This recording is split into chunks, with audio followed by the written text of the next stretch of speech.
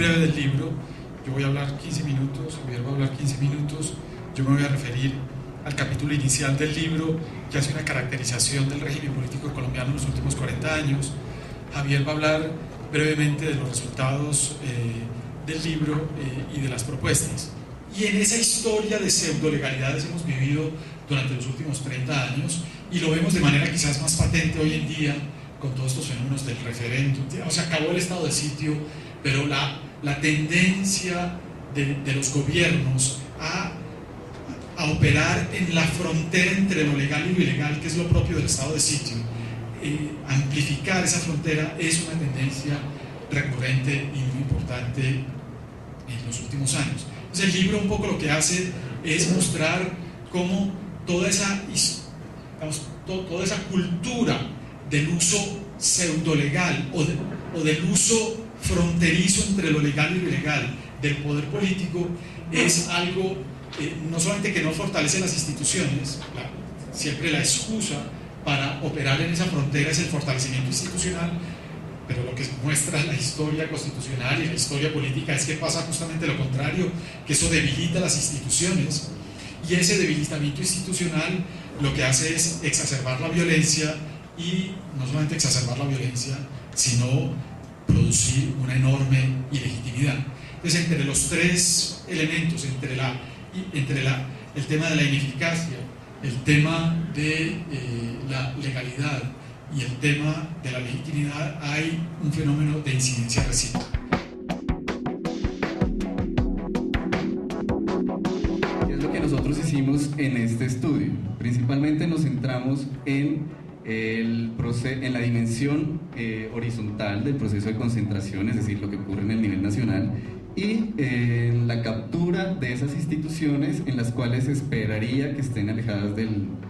debate político partidista que les decía. En este cuadro ustedes, pues digamos, podrán ver en el libro, aquí no tengo tiempo para presentarlo, pero simplemente ven que las columnas ejemplifican, digamos, el paso del tiempo, los 7 u 8 años de gobierno del presidente, y en las filas contienen cada una de las instituciones con cada uno de los altos cargos que dirigen a esas instituciones y los distintos reemplazos que se han dado a lo largo del tiempo. ¿Sí? Es decir, este cuadro lo que muestra es que hay una renovación política en los últimos años en las distintas instituciones, y nosotros nos dimos a la tarea de observar qué es lo que pasó en cada uno de esos nombramientos, es decir, quiénes eran las fuerzas políticas que los apoyaban, y tratamos de identificar quiénes de esas nuevas personas que llegan a las distintas instituciones serían cercanas o tenían afinidad o lealtad política con el gobierno y la coalición. Entonces el naranja oscuro digamos, mostraría esto.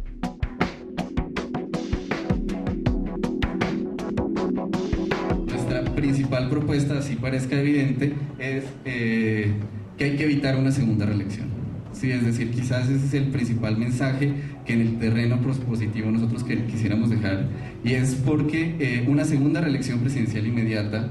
profundizaría aún más este proceso de concentración del poder, es decir, habría que hacer otras 2 gráficas y ver cómo se sigue acercando, digamos, las distintas instituciones al núcleo, pero además porque la reelección presidencial afecta a otra serie de principios sustanciales de la democracia constitucional. Hablo de la necesidad de la alternancia en el poder político, afecta principalmente la capacidad y la competencia política, y además de eso, la estabilidad de las reglas constitucionales. Sí, es decir,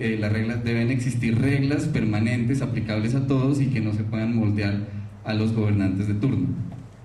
La segunda propuesta de corto plazo es, en el supuesto que no exista una segunda reelección, el régimen político actual ya permite una. Entonces, ¿qué debemos hacer con esa primera reelección? Nosotros creemos que hay que hacer una reforma constitucional, y esa reforma constitucional debería estar en uno de 2 sentidos: o se vuelve a prohibir la reelección presidencial, o se deja la reelección presidencial pero se adecúa el sistema de pesos y contrapesos, digamos, se adecúa el régimen político para que sea capaz de soportar una reelección presidencial. Este seguimiento evidencia claramente no solo un creciente desequilibrio institucional,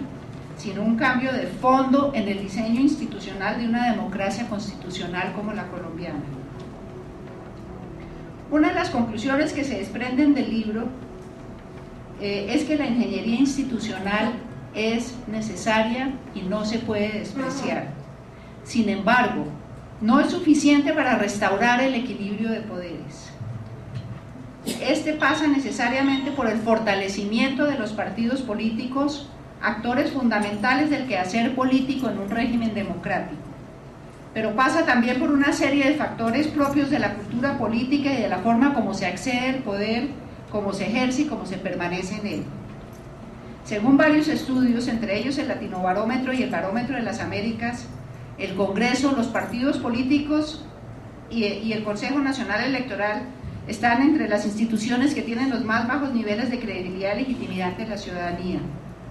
Esto, sumado a la débil independencia del legislativo frente al ejecutivo,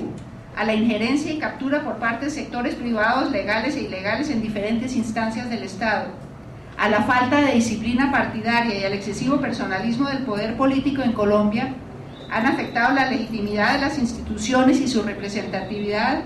y ha debilitado aún más la separación y el equilibrio de poderes.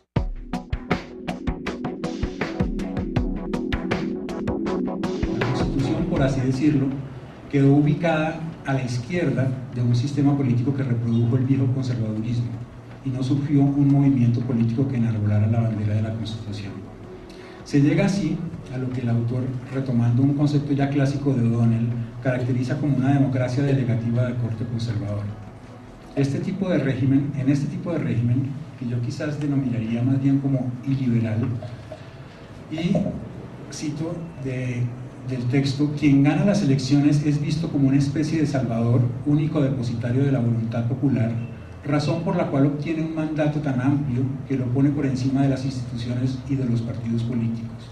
Los jueces y los organismos de control son vistos entonces como obstáculos para hacer efectivo este mandato de unas mayorías informes y manipulables.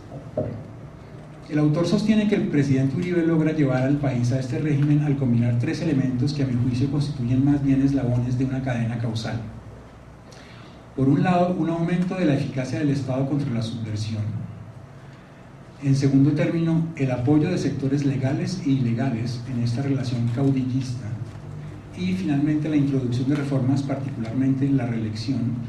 que ocasionan el desequilibrio institucional que se analiza en detalle en los estudios de caso sobre la Corte Constitucional, la Defensoría del Pueblo, la Comisión Nacional de Televisión, el Banco de la República, el Consejo Superior de la Judicatura y el Consejo Nacional Electoral, así como sobre la prevalencia del Ejecutivo Central sobre las autoridades locales en detrimento de la descentralización. A lo largo de estos estudios de caso, que se recapitulan en el capítulo 9, se documenta con detalle el proceso de concentración de poder y se operacionaliza de manera sistemática este fenómeno para cada una de las instituciones mencionadas. El análisis se concentra fundamentalmente en el poder nominador del presidente y en el desequilibrio ocasionado por la reelección presidencial inmediata. En este análisis se mezclan en ocasiones argumentos institucionales con argumentos que podríamos llamar temperamentales, y eso de alguna forma puede confundir un poco el planteamiento de las hipótesis respecto a los factores que producen la concentración de poder y a los riesgos de dicho fenómeno,